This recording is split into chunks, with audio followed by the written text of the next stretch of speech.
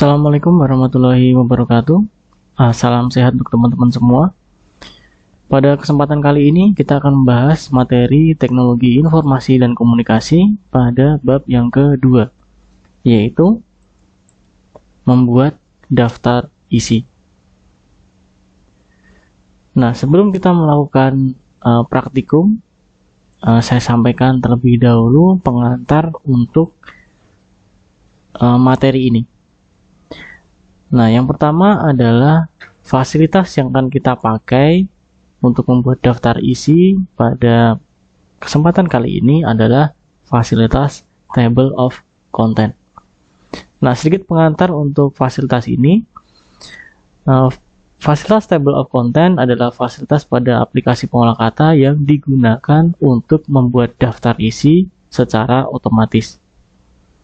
Nah, untuk bisa menggunakan fasilitas ini, prasyaratnya adalah setiap judul dan subjudul harus disetting atau harus diformat menggunakan format style heading. Nah, heading 1 dipakai untuk judul, heading 2 untuk subjudul, heading 3 untuk subjudul, dan seterusnya. Nah, fasilitas ini dapat diakses melalui menu reference. Nah, kemudian di situ ada submenu table of content. Nah, beberapa kemudahan yang diberikan fasilitas ini antara lain yang pertama, daftar isi dapat dibuat dengan cepat, hanya membutuhkan beberapa klik saja. Yang kedua, daftar isi yang dihasilkan itu rapih dan konsisten. Nah, yang ketiga, perubahan struktur judul dan nomor halaman dapat dilakukan dengan mudah karena di dalam fasilitas ini terdapat fasilitas update table. Nah, untuk lebih detailnya, mari kita melakukan praktikum membuat daftar isi. Nah, di sini saya sudah menyiapkan sebuah dokumen yang di dalamnya terdapat struktur dokumen laporan. Nah, di situ ada halaman judul, halaman pengesahan, kata pengantar, daftar isi, bab 1, dan seterusnya. Nah, syarat untuk membuat atau langkah-langkah untuk membuat daftar isi yang pertama kali harus dilakukan adalah setiap judul atau subjudul harus diformat dalam style heading. Nah, dalam hal ini saya punya dua tipe heading. Yang pertama adalah judul, kemudian yang kedua adalah subjudul. Nah, jadi di sini nanti saya akan set bagian ini itu judul, dia stylenya heading 1, kemudian yang bagian ini dan ini nanti akan diset sebagai subjudul atau nanti akan menggunakan style heading 2. Nah, kita mulai. Yang pertama adalah blok dulu dari judul halaman judul hingga bab 1 pendahuluan, kemudian kita set dia menjadi atau menggunakan style heading. Style heading bisa teman-teman akses dari menu home, kemudian di situ ada style, ada bagian style, teman-teman pilih heading 1. Kemudian yang latar belakang dan tujuan kita set heading 2.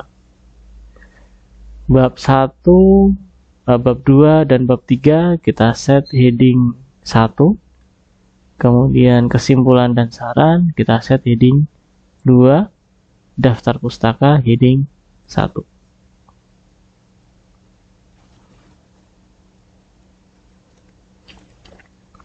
Nah, berikutnya kita beri penomoran untuk subjudulnya. Di sini untuk latar belakang, rumusan masa dan tujuan ini saya set penomorannya adalah 1.1, 1.2 dan 1.3. Nah, pengaturannya ada di numbering di sini. klik, kemudian saya pilih define number format, kemudian saya tambahkan format yang baru. Di sini saya tuliskan angka 1 titik. Nah, kemudian ini adalah previewnya. Kemudian saya klik OK. Nah, saya lakukan hal yang sama untuk yang bagian subjudul, kesimpulan, dan saran. Bedanya di sini adalah dia dimulai dari nomor 3.1, kemudian 3.2. Dengan langkah yang sama. Saya klik numbering, saya pilih define number format, kemudian angka 1 di depan ini saya ganti angka 3. Nah, previewnya seperti ini. Sudah benar 3.1, 3.2, 3.3, dan seterusnya. Saya klik OK. Nah, berikutnya saya tambahkan penomoran halaman.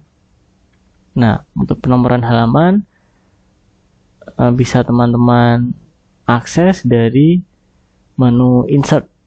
Kemudian di situ di sebelah kanan ada bagian header and footer, di situ ada page number.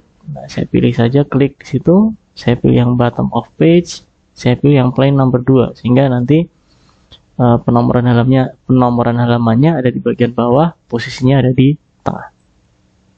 Nah, di sini sudah muncul penomoran halamannya. Kemudian saya klik close.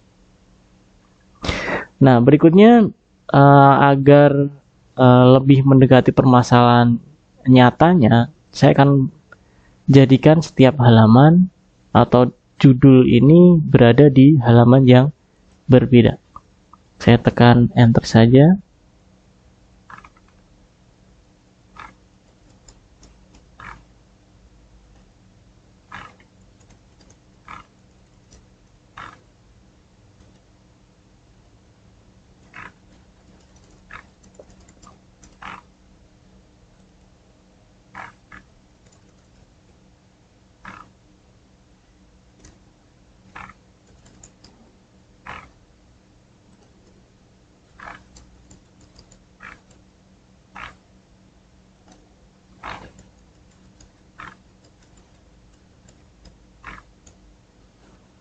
Baik, di sini saya sudah memindahkan setiap judul ke dalam halaman yang berbeda-beda. Jadi totalnya di sini saya punya 8 halaman. Nah, seperti ini. Nah, berikutnya adalah kita akan menggunakan fasilitas table of content untuk membuat daftar isi.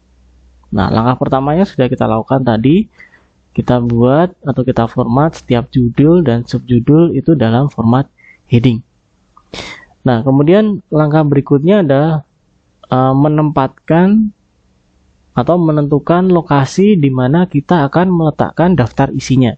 Nah, caranya adalah dengan meletakkan kursor di tempat di mana kita akan meletakkan daftar isi. Nah, di sini saya meletakkan kursor itu di bawah judul daftar isi. Nah, kemudian langkah berikutnya saya klik menu reference, kemudian saya klik tools table of content, saya pilih automatic table 1. Nah, di sini daftar isinya sudah otomatis muncul. Nah, tinggal kita rapikan sesuai kebutuhan. Di sini saya hapus untuk konten. Nah, sehingga dia bentuknya seperti ini.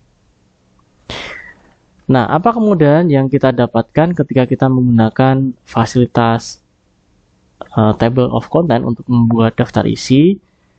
Nah, yang pertama adalah kita bisa membuat daftar isi ini dengan rapi dan konsisten. Jadi, di sini titik-titiknya konsisten, dia berhentinya di titik yang sama, kemudian dia rapi, tidak ada yang lebih panjang atau lebih pendek dan seterusnya.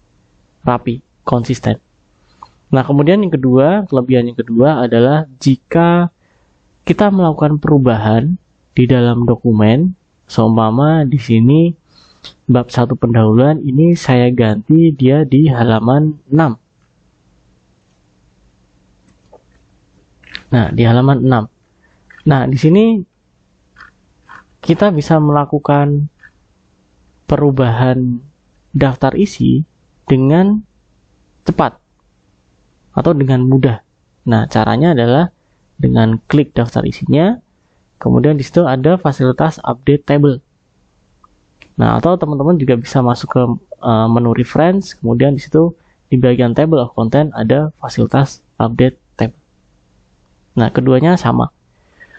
Nah, kemudian teman-teman bisa klik fasilitas tersebut, klik update table, kemudian di situ ada dua opsi. Yang pertama adalah update page number only, artinya di sini saya hanya akan mengupdate nomor halamannya saja. Kemudian yang kedua entire table. Nah, entire table hanya dipakai ketika teman-teman melakukan perubahan pada struktur, judul dan subjudul pada dokumen teman-teman. Nah, karena di sini saya hanya menggeser halaman bab 1, maka saya hanya pilih yang opsi 1, yaitu update page number only. Nah, perhatikan nanti di bab 1 dia akan bertambah 1. Jadi dia akan menjadi halaman 6, bab 2 halaman 7, bab 3 halaman 8, kemudian daftar pustaka halaman 9. Saya klik OK. Nah, di sini sudah terjadi perubahannya ya teman-teman ya. Jadi di sini saya mengupdate penomoran halaman yang tadi bergeser karena saya memindahkan bab 1 pendahuluan yang sebelumnya di halaman 5 ke halaman 6. Nah, berikutnya kemudahan yang lainnya, sama di sini saya menambahkan subjudul baru. Seumpama di sini judulnya adalah hasil kegiatan. Nah, di sini saya set dia sebagai heading 2. Nah, penomoran halamannya 2.1.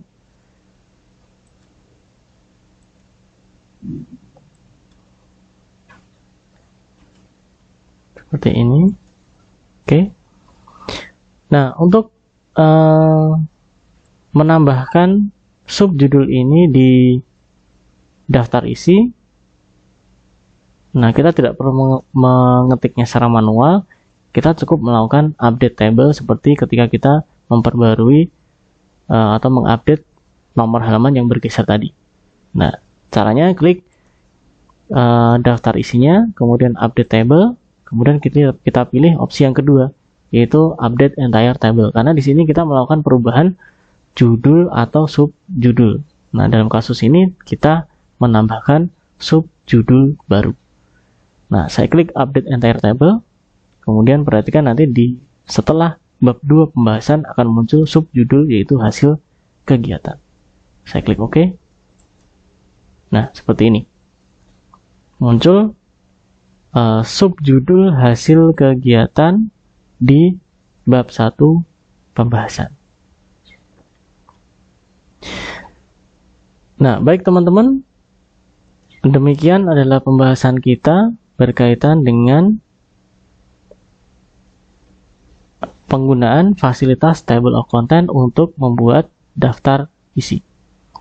Semoga bermanfaat. Wassalamualaikum warahmatullahi wabarakatuh.